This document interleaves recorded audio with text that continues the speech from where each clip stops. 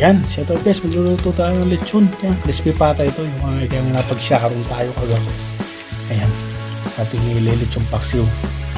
Yan, wala tayong salsa. Ayan, gagawin natin paraan guys ng ang luto natin ng lechon paksiw. Yan, panoorin nyo. Yan, laurel leaves.